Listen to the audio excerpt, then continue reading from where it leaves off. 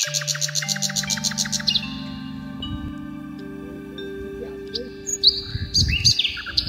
ক্লাসে তোমরা?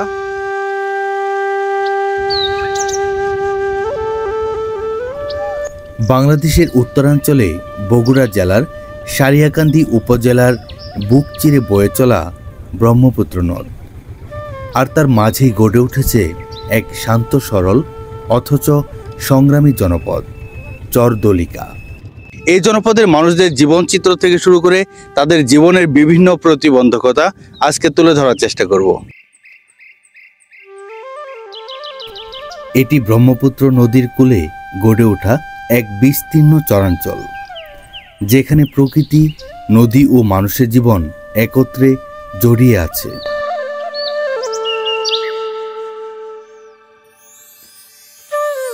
চরদলিকার মানুষের জীবন অনেক কঠিন, কিন্তু তাদের হৃদয় জুড়ে জড়িয়ে রয়েছে শান্তি আর সরলতা।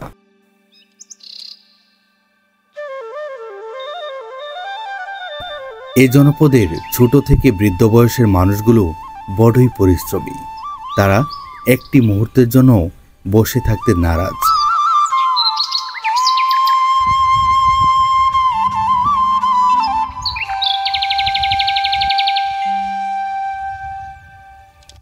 শত শত প্রতিকূলতার মধ্য দিয়েও এই জনপদের মানুষগুলো হাসি মুখে জীবন কাটিয়ে দিচ্ছে। এই চরাঞ্চলের বেশিরভাগ বাড়িগুলো এক সারিতে আবদ্ধ। আমাদের নাম চরদলিকা। চরদলিকা, এখানে সর্বমোট কতগুলো পরিবার বসবাস করে? 150 পরিবার। এই মানুষগুলোর জন্য কি এই এলাকায় কোনো বাজার আছে? না। আপনারা যে আপনাদের নিত্য প্রয়োজনীয় যে জিনিসপত্রগুলো লাগে, বাজারের জিনিসপত্রগুলো, এগুলো কোথা থেকে নিয়ে আসেন? সারিয়াকান্দি থেকে অথবা মানিকদের বাজার। মানিকদার বাজার থেকে। আপনারা কি প্রতি সপ্তাহে একবার বাজার করেন নাকি প্রতিদিন? প্রতি সপ্তাহে সারিয়াকান্দি যাই, আর কিছু বাজার লাগলে মানিকদের বাজার। মানিকদারে যান। সুনীল আকাশের নিচে এমন সবুজের সমারোহ দেখে মনে পড়ে যায় কবি জীবনানন্দ দাশের কথা। এই জনপদের মানুষগুলো সাদামাটা জীবনযাপন করে। তাদের ঘরবাড়ি, বাসস্থান কিংবা গোয়ালঘর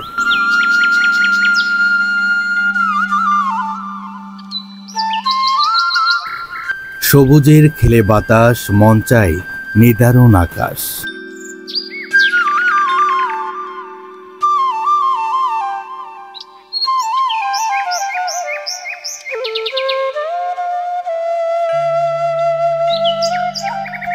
ব্রহ্মপুত্র নদীর বুক চিরে বয়ে চলছে শত শত ট্রলার, আর তারা তাদের নিত্য প্রয়োজনীয় কাজের জন্য যাওয়া আসা করছেন।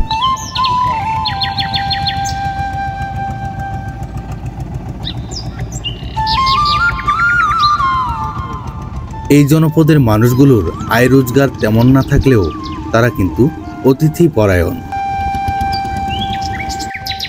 রাজ্জাক ভাইয়ের আমন্ত্রণে তার বাড়িতে যাচ্ছি এবং তিনি তার নিজের নৌকায় করে তার বাড়ির উদ্দেশ্যে নিয়ে যাচ্ছেন।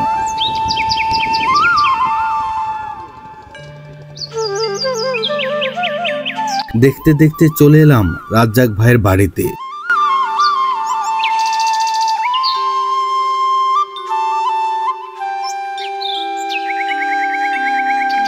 সত্যি কথা বলতে সাদামাটা মানুষদের জীবনচিত্রের এমন সুনিপুণ দৃশ্য দেখে যে কেউ বিমোহিত হয়ে পড়বে। এই জনপদের মানুষদের আয় রোজগারের একমাত্র উৎস হল গবাদি পশুপালন, কৃষিকাজ ও মৎস্য শিকার।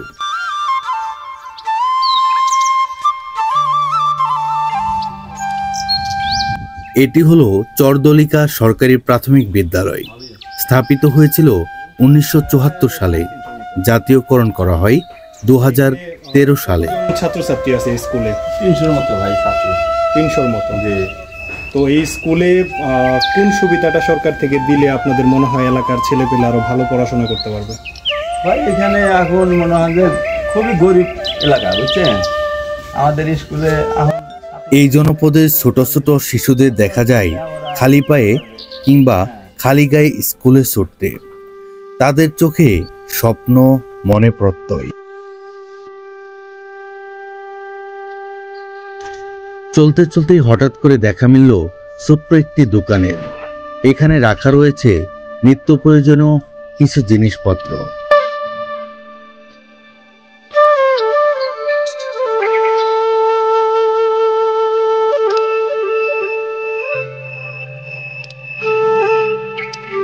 প্রতি বছর বর্ষা এলে নদী বদলায় তার রূপ। কখনো আনে উর্বর পলিমাটি, আবার কখনো কেড়ে নেয় বসতি। তবুও কিন্তু এখানকার মানুষরা হার মানে না।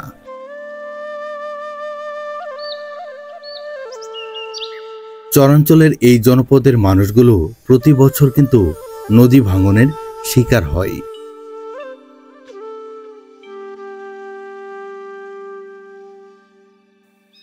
ঘর কতদিন আগে ভাঙছে? ঘর এই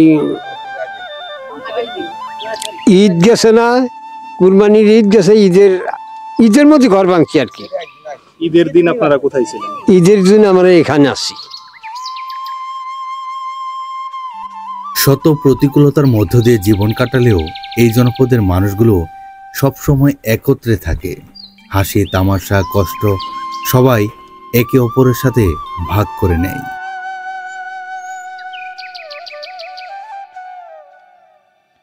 আমি বাড়ি ছিলাম না, আমি গেছিলাম সেল্লার। আজকে দিয়ে আমার ছেলে ফেলে ভাইয়েরা ভাগি যুগি সব 8টা 10টা বাড়ি না ওই চর ভেঙে নদীর মধ্যে পড়ে গেছে। ঈদের মধ্যে ওনারা বাড়ি ঘর ভেঙে নিয়েছে। আমি সেল্লার থাকতেই ঈদ করতে পারিনি। রমজান আপনার জীবনে কয়বার বাড়ি ভাঙছে? আমার জীবনে 25-26 বার। আমি কিছু কথা বলবো না, ঠিক দিয়ে হমু কি করেন আপনি। যতদিন পর্যন্ত 25-26 বাড়ি আমার এই বয়সে ভাঙা হয়েছে। এসর থেকে ওসর, ওসর থেকে এসরে, এই তো ব্যাপার। আপনারা যে এখানে আশ্রয় নিচ্ছেন, জি, ওইখানে জমি জমা যা ছিল আবাদ মৌসুমের ওগুলো তো নাই, নদীগুলো গেছে গা। এখানে আসছেন, এখানে তো আপনার এখানে আমাদের জমি নাই, এখানে আমাদের কিচ্ছু নাই। আমি 2 হেক্টরে গরু বছর আছে, সাইডে ধান আছে, ওই সরে আবাদ করছিলাম। সেখানে এখন খাওয়া নেবো, আর সুদীর টেহাই না কর্জ ধরকে চলা নেবো, খাইতে খাওয়া নেবো, আঙের সম্মতি নেই। হঠাৎ করে দেখা মিলল এক বিরল দৃশ্যের। তিনি কুরআন শরীফ পড়া নিয়ে ব্যস্ত, আর অন্য সকলে তাদের কাজ নিয়ে ব্যস্ত।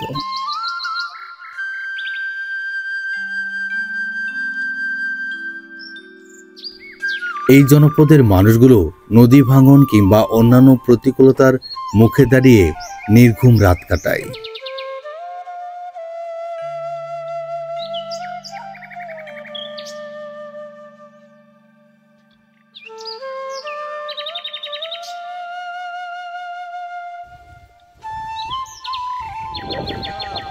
প্রতিনিয়ত খেয়ালি ভাঙন ও বালুচরের সাথেই যুদ্ধ করে টিকে আছেন এখানকার মানুষ।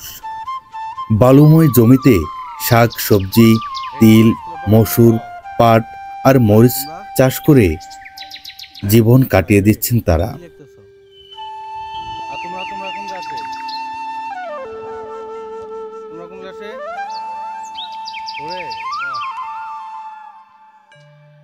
বর্ষাকালে চর ডুবে যায়, শীত আসলেই জেগে ওঠে নতুন জীবন। নদীর ধারে সন্ধ্যার বাতাস, শিশুদের খেলাধুলা আর মসজিদের মাইকের ভেসে আসা আজানের ধ্বনি চরদলিকার প্রতিদিনের চিত্র। চরদলিকা শুধুমাত্র একটি গ্রাম নয়, এটি হলো সংগ্রাম, সৌন্দর্য আর স্বপ্নের মিলনস্থল। ধন্যবাদ সকলকে পাশে থাকার জন্য। আবারও দেখা হবে নতুন কোনো প্রতিবেদনে।